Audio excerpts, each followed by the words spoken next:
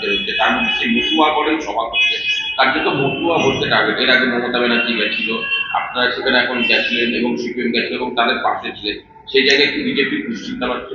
দেখুন, আমি শুধু পাশে ছিলাম না, আমি ঠাকুরনগরে গিয়ে মমতাবালা ঠাকুর, যিনি সিপিআই টিএমসি পার্টির রাজ্যসভার এমপি, তার মঞ্চে তাদের আহ্বানে আমি গেছিলাম। মমতাবালা ঠাকুরের পাশে আমাকে আপনারা দেখেছেন, এবং আমি মতুয়াদের এই দাবিকে সমর্থন করার উদ্দেশ্য নিয়ে গেছিলাম।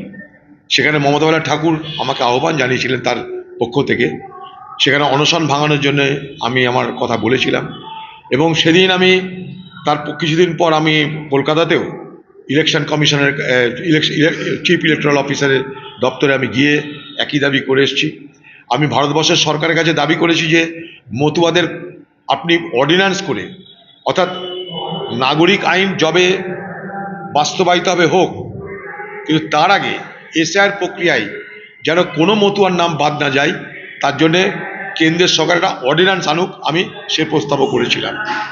এবং ভারতবর্ষের রাষ্ট্রপতি, তার কাছে আমি দাবি করেছি, পশ্চিমবঙ্গে যখন প্রধানমন্ত্রী আসছেন, তখন এই পশ্চিমবঙ্গের প্রধানমন্ত্রী যেখানে সভা করবেন, সেই এলাকায় মতুয়া সম্প্রদায়ের মানুষরা তারা যাতে সেই ভোটের অধিকার পায়, তার জন্য প্রধানমন্ত্রী তাদেরকে কী ব্যবস্থা করছে আমি জানতে চাই। কারণ সমস্ত কিছু কেন্দ্রের সরকারের হাতে। মনে করলেই মতুয়াদের কিন্তু আরামসে এসআইআরের অর্থাৎ ভোটার লিস্টে নাম অন্তর্ভুক্ত করা যায় বলে আমি বিশ্বাস করি। কারণ আমি সিইও অফিসে গিয়ে তাদের সঙ্গে কথা বলে আমি মনে হয়েছে আমার যে এটা করা সম্ভব। অকারণে মতুয়া যারা বাংলাদেশ থেকে উচ্ছেদ এখানে এসেছেন, তাদের যেন ভোট দেওয়ার অধিকার থেকে বঞ্চিত হতে না হয়, সেটা আমাদের দাবি।